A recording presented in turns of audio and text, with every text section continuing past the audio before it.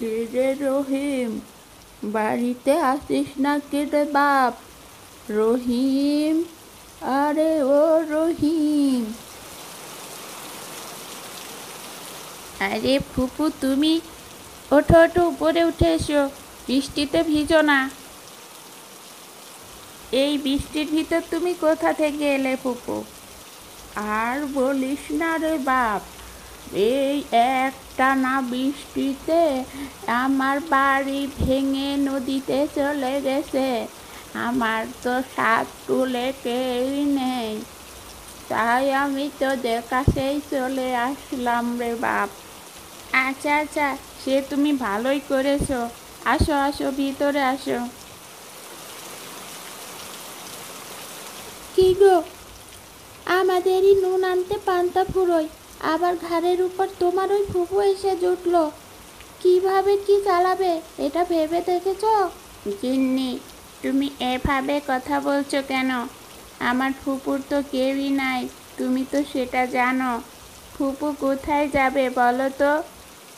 আর সে তুমি চিন্তা করো না, কোনো না কোনো একটা ব্যবস্থা ঠিক হয়ে যাবে। বাবা রহিম, আমি মনে হয় এসে তোদের খুবই বিপদে ফেলে দিলাম রে বাপ। না না ফুপু, তুমি এভাবে বলছো কেন? তুমি কোনো বিপদে ফেলোনি আমাদের। তোমার যতদিন ইচ্ছা হয় ততদিন তুমি এ বাড়িতে থাকবে। রহিমের বউয়ের কথাই তো মনে হলো। রহিমের সংসারে খুবই অভাব, দেখে কি করা যায়। বৌমা, তোমার হাতের রান্না খুবই মজার হয়। আর মজা? কি শাক পাতা রান্না করেছি, সেটার আবার কি মজা দেখলেন আপনি?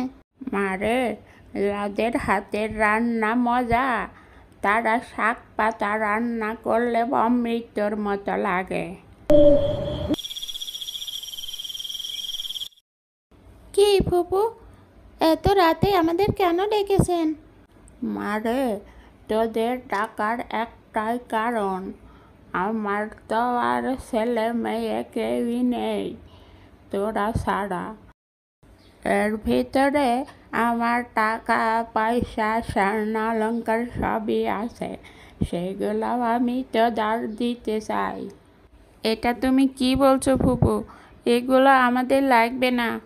ফুপু, এগুলো আমাদের লাগবে না, আমরা গরিব হতে পারি, লোভী না ফুপু। সেটা আমি জানি রে মা, তোদের টাকা পয়সার অনেক অভাব। আমার তো আর সাত কুলে কেউই নেই তোরা ছাড়া, তাই আমি টাকা পয়সা সব ধন সম্পত্তি তোদেরই দিয়ে যেতে চাই রে মা। ফুপু, তুমি আমাকে মাফ করে দাও।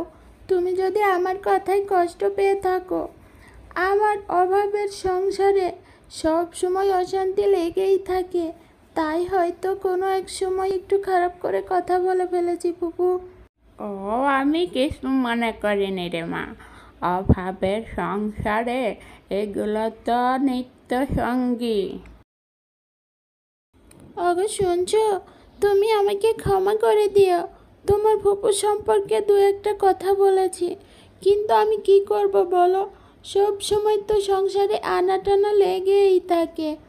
ওটা কোনো ব্যাপার না গিন্নি, এখন শুয়ে পড়ো, আমি কিচ্ছু মনে করিনি। সংসারের যে দশা, তাতে এটুকু তুমি বলতেই পারো। তুমি তো খুব ভালো করে জানো, আমার সংসারে অভাবের জন্য হয়তো মন খারাপ থাকে, কিন্তু আমি খারাপ মানুষ না, আমি লোভী মানুষও না, আমি বদমেজাজিও না। সেটা আমি জানি গিন্নি, তুমি খুবই ভালো এবং লক্ষ্মী একটা বউ আমার। তুমি এখন শুয়ে পড়ো। এটা কি হয়ে গেল ফুপু, তুমি আমাদের ছেড়ে চলে গেলে। তুমি আমাদের ক্ষমা করে দিও ফুপু, তোমাকে আদর যত্ন করে রাখতে পারলাম না ফুপু। আমি তোমাকে দেখে কত বিরক্ত হলাম, কিন্তু তুমি তোমার জীবনের সর্বস্ব আমাদের দিয়ে গেলে। তোমার এই ঋণ আমি কখনো ভুলবো না ফুপু, তুমি যেখানেই থেকো ভালো থেকো।